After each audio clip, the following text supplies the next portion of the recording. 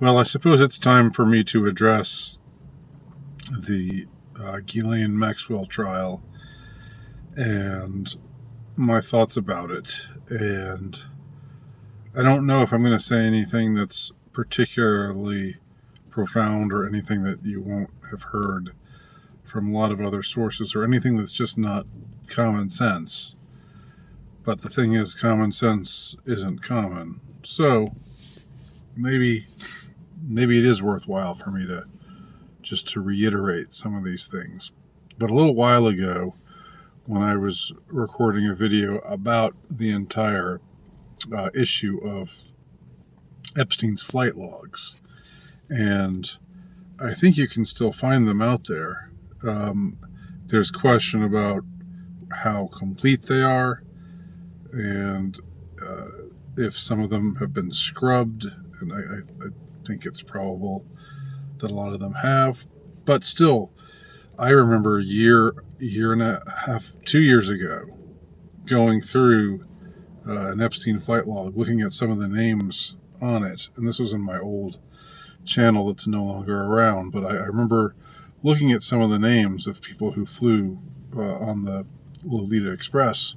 Now, I don't know if all of them flew to the island. I think some of them just flew with Epstein from one place to another on his private jet. But in any case, I think that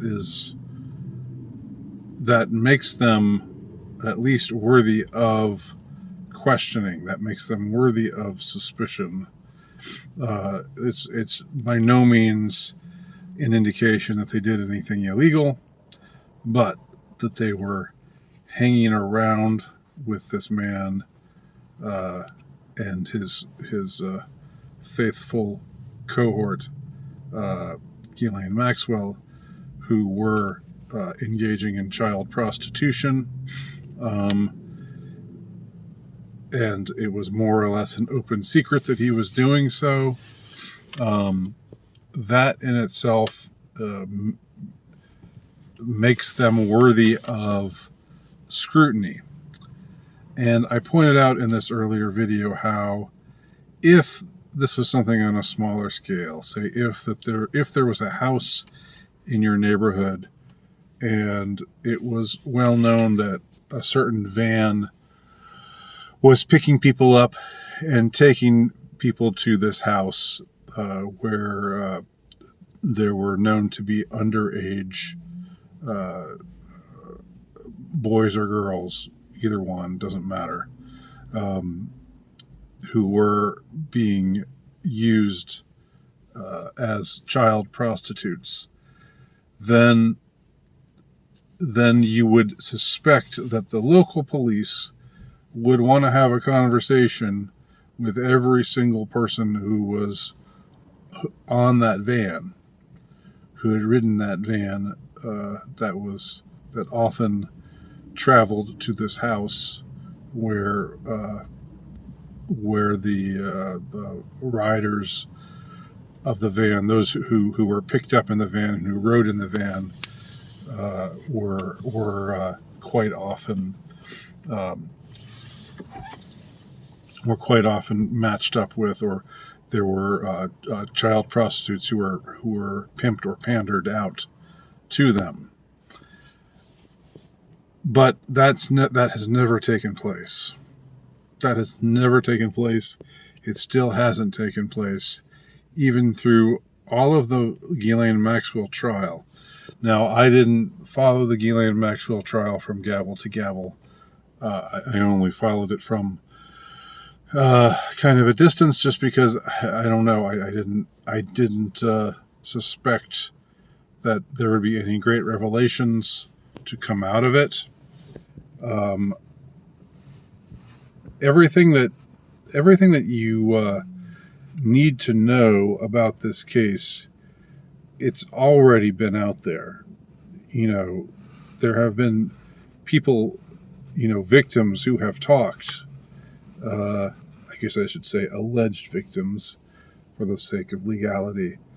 But there have been people, girls who were on that island, who were pimped out to to various people. Some of them, Harvard professors, some of them politicians, some of them British royalty. This is stuff that they've put on the record. That it's been out there. They've talked about it, and I still remember a couple of interviews that were given with Maria Farmer, who was one of the very earliest of the victims, the alleged victims. And she revealed all kinds of things in her testimony. She named names. She named names of various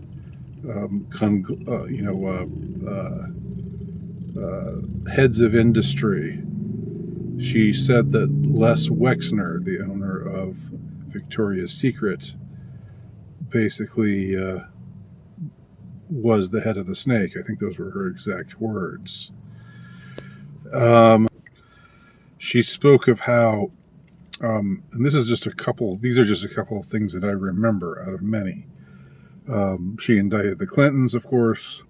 She mentioned how the first Mrs. Trump, Ivana Trump, I believe that's her name, the wife of Donald Trump, who in the 1980s, how she Maria Farmer was present when Ghislaine Maxwell and Ivana Trump were going out looking for New York City schoolgirls to recruit for Epstein. These were things that she said in videos that were put on the record. They were on YouTube, and I believe they can probably still be found, although to my distress, I found that the interview that she gave to Sean Atwood doesn't seem to be around anymore. And that was a particularly revealing interview where she talked about being used essentially as a slave by the art institute that she was a student, where she was a student, and how she was spent time at Les Wexner's house and was basically imprisoned there, and was a victim of both Epstein and Ghislaine Maxwell, and all kinds of things, and names are named, okay, and the flight log names, and they're not all, people like movie stars like Chris Tucker and Kevin Spacey and others, Prince Andrew and others. There were people on those flights who are not names that you would know, but when you look them up, these are, various people who are fairly powerful individuals in some particular field, some field of industry, or in politics, or somewhere else. And again, I remember recording a couple of videos where I went back and looked at some of the names of people who were on Epstein's flights, and cross-referenced them, and came up with likely candidates for who those people were. And they were all highfalutin types, socialite types. So all this stuff was out there. All of these names of rich and famous and influential people who were in these circles were out there, including, of course, the Clintons. Ghislaine Maxwell was at Chelsea Clinton's wedding. There's a picture of her peeking her head out as Chelsea's being led down the aisle at some at her highfalutin, mega expensive, VIPs only allowed wedding, and more. There's tons and tons and tons of names out there. These people with these names, I'm not saying they're all guilty. I'm not saying that even most of them are guilty. I'm not saying who's guilty and who isn't of any particular crime. But to the best of my knowledge, none of these people were ever interviewed, were ever interrogated, were ever questioned. And all of the trial, of course, there was going to be a trial of Epstein himself, but then we all know what happened when he killed himself. And then a short time or a few months later, whenever it was, when they arrested Ghislaine, then eventually her trial took place. The media was, generally speaking, not. I mean, they were there, kind of, but it should have been the trial of the century. It should have been something where anytime anyone was walking toward the courtroom, there's legions of photographers, flash bulbs going off. It should have been that kind of thing. It should have been this massive, it should have been like OJ was back in the 90s. And it was nothing like that. Nothing like that. Now, do I suspect media collusion? Of course I do. I mean, there was that news anchor who was captured on tape by Project Veritas saying we had all this information and the network didn't go with it. She's right there, putting it all right out there, not knowing she's being recorded, of course. And the person who recorded her ended up getting in trouble, ended up getting fired by the networks, of course. So ultimately, what am I saying? What I'm saying is there's media collusion from the very top. There's a concerted effort to keep this trial very limited in scope and not to go after, or I shouldn't say go after, because the point is not to just arrest everybody in sight, but just the way it should have gone down is anyone who rode on those planes with Jeffrey Epstein, including cartoonist Matt Groening from The Simpsons, and lots of other big names, but also lots of names of people that you don't know, but people who are famous and influential, including Harvard professors, MIT professors. These people should have all been questioned. It should have been a massive, massive operation if the authorities were serious about thwarting this entire operation. But just like with the Franklin scandal in the 80s and early 90s, the effort, I believe, was to get this, to make this investigation be extremely limited in scope, and basically to sweep everything under the rug.